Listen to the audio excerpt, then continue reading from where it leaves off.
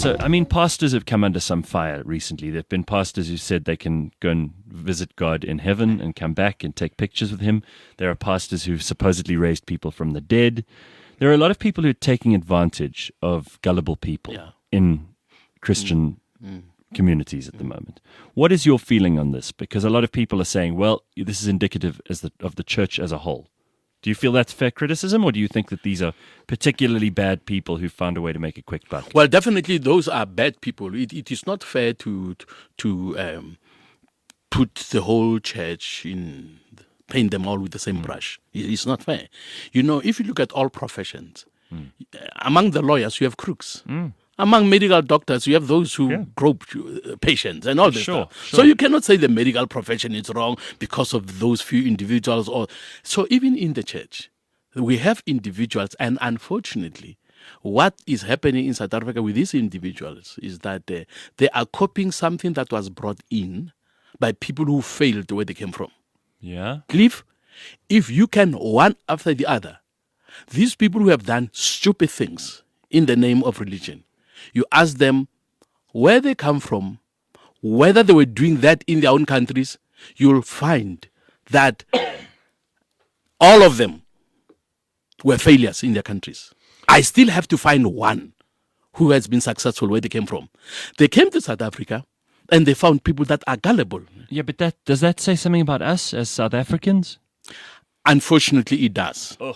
And where I have been critical of my fellow Christian leaders is that rather than correct, speak out, and condemn what's happening, they kept quiet, which is an indictment against the church. The leaders must have spoken out.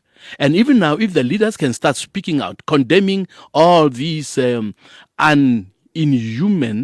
and human rights abuses that are taking place in the churches, these things can stop. So we just need more credible, known, respected leaders to speak out and to condemn what these other guys are doing. I have condemned.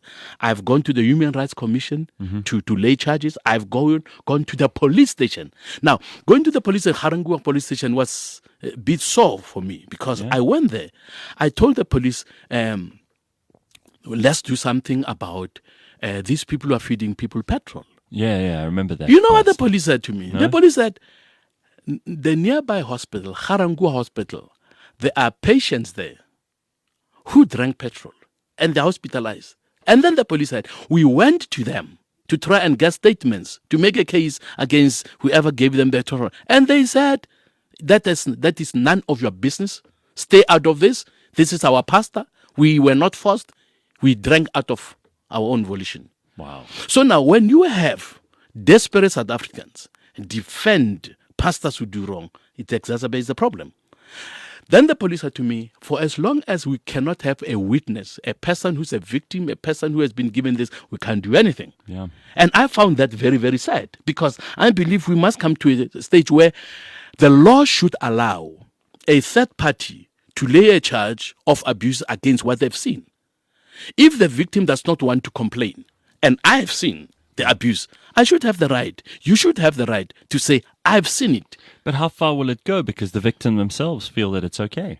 Yeah, you see, now that is the problem. That is the problem. That the victim says it's okay. But you can't compel the victim to feel like a victim if they're not. But you see, when we talk about abuse, okay, for example, to show double standard, that government applies double standards.